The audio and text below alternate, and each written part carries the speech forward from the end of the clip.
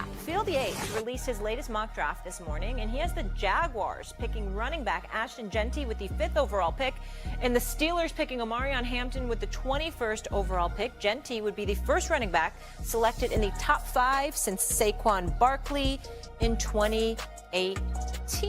Okay, the back's getting a little bit of love. Mina, do you feel like Sauqon Barkley revitalized the running back position and its respect around the NFL?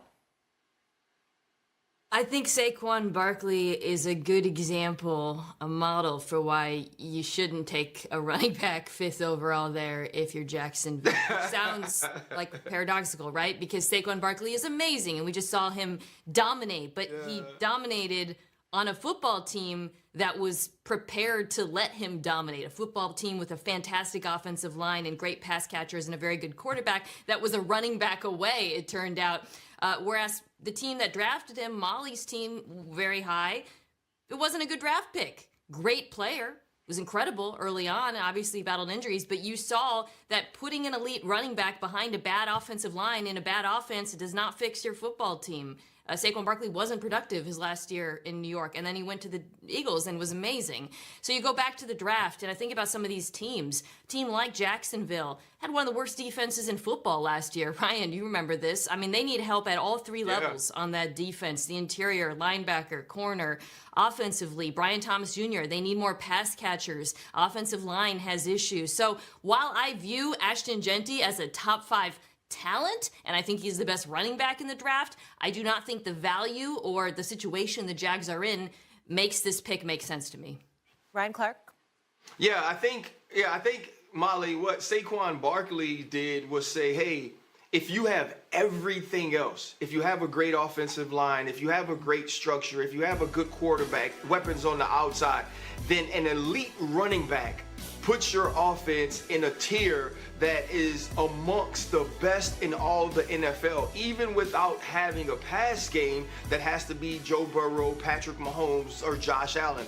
That's what Sauqon Barkley showed you. But what we also saw this year was like a guy like Josh Jacobs that went in the early 30s that was with the Raiders. When you bring him to Green Bay and you have Matt LaFleur and all that they can do, he can show or help your team get to that top tier in the run game. We saw the same thing with Derrick Henry moving to the Baltimore Ravens that had all of these things in place around him to allow him to not only excel but the offense. And so I think that's the tricky part here with Ashton Jeanty. Listen, I love Ashton Jeanty's tape. And when you think about Omarion Hampton, who they say is going to the Steelers, and then it gets to Henderson and Quinn and Junkins and Scatterbo and Dylan Sampson, he's to me a step above all of those guys, but to me he's not LaDainian Tomlinson.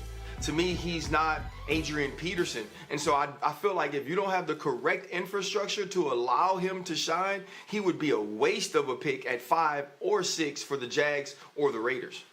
RC, go ahead. Go ahead, Mom. No, first of all, I don't know why I teed you up saying Ryan Clark, full government name, but it just came out of my mouth. I was just going to ask, do you like the Jaguars taking Ashton Jeanty at 5, Mina? Do I like the Jags taking Jeanty at 5? Would you like that? No, I don't think they should. I'm with RC. I think that the Bears at 10 is where it starts to make a little bit of sense to me because of the investment that they've put in their offensive line this offseason. I have to tell y'all both. Yeah. No disagreement here. I'm just disappointed with all of y'all takes because I wanted them to ask y'all this question because I wanted y'all to go in a direction that neither of y'all went to. So I'm going to go there for you. You remember the name Austin Eckler? Yeah, Austin Eckler, running back for the Commanders, that used to be with the Chargers. Do you remember what he did in July of 2023? He organized a Zoom call where he wanted these players to hop on a Zoom call to discuss running backs, Sauqon Barkley, Josh Jacobs, a few others along with himself, and the treatment that they were receiving. You get franchise tagged. The amount of money that you think that you're available in terms of your market value wasn't necessarily being met. And it wasn't about dudes' productions. It was literally executives perceived as looking at dudes' birth certificates and saying, well, you know what, this is what you're not going to be. I mean, you don't have but so much time left. So because of that, you're not going to get but so much money. Do you remember how much money Derrick Henry got? how Jerry Jones sat up there and couldn't find $8 million to get for Derrick Henry. You understand what I'm saying? We look at even now a Rico Dowdle in Dallas that goes to Carolina. Why? Oh, my Lord, stop the presses, y'all. It was 1 year, $6 million. Jerry Jones couldn't keep him. So you had to go to Denver and get Javonte Williams for $3 million. I mean, it saved $3 million. I mean, my God, stop the presses, okay? And I'm saying to y'all, when I think about this, again, Jeanty could ball, and we get that part. But I'm wondering whether or not you guys would feel that a Sauqon Barkley, that a Derrick Henry, looking at how great they are and how they've defied odds, etc., particularly considering shame. That's what I call the GM for the Giants, not shame. Shame on him for how he acted, okay? I'm looking at them, and I'm saying, have we gotten to a point where we at least need to look at running backs and their value? And is it worth having a discussion as to whether or not they should be appreciated and valued more? Mina, you take it first. No, I have. This is gonna sound kind of crazy, but Ryan, you can tell me what you think.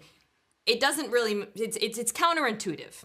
I believe the better your offensive line is, you actually should consider spending more on a running back, which doesn't apply to any other position in the NFL, right? Because normally, wow, our pass rush stinks. Let's throw $35 million at an edge rusher, whatnot.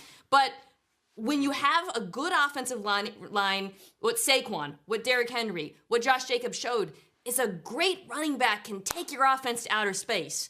But if you have a bad offensive line, don't throw money at a running back. I agree with Spend that. it on the offensive line first. So it's really about team building, Ryan. So I actually think a team like Denver, which has a great offensive line, it's worth investing draft capital in a running back. No, I 100% agree with Mina, and that's also why we saw Sauqon Barkley get an extension, because being behind that offensive line and being able to show this is what I can do when I have space. I was a very good running back at New York, but in Philadelphia, I'm the best of running backs. At Philadelphia, I'm transcendent in the position. At Philadelphia, I'm getting all of this yardage because they're getting me into space, and I'm making sure that the first guy never gets me on the ground. Right. And so what Mina is saying is this: running back is one of the very few positions that you can't just say, in order for me to improve at running back, I just need to go get a better running back. The run game is one of those things where you say, hey, man, the infrastructure we have right now, because think about this, Stephen A., real quick. Think about this. Miles Sanders was good there. Swift was good in Philadelphia. They knew they could run it, and then when they added Sauqon, it made it totally different.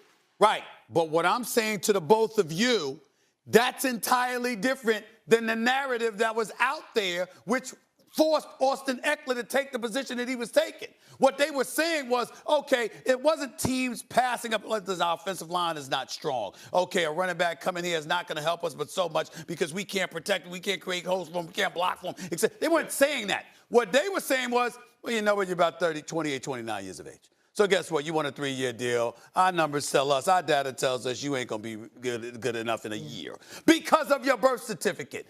That's what they were fighting, and that's what I'm talking about. What y'all broke down makes perfect sense. Nobody can refute that, but that's not what running backs were being told by NFL teams. Yeah. They were saying the dust on your birth certificate tells us you're going to be done, so we ain't making this investment because X, Y, and Z. That's a problem. And why do I bring that up? Because, Ryan, you talked about it earlier in the morning. We talked about it earlier today about Shedeur Sanders. The narratives that are put out there deviate from football analysis. And it's affecting cats' wallets. Right. When are we going to put a stop to that? That's what I'm saying. Your point, I think, what you're saying, Stephen A., is like, no, some perceptions were changed. I do think, like, you're right. Dude, NFL GMs, they were looking at running backs like Leonardo DiCaprio, like, oh, you're 26, get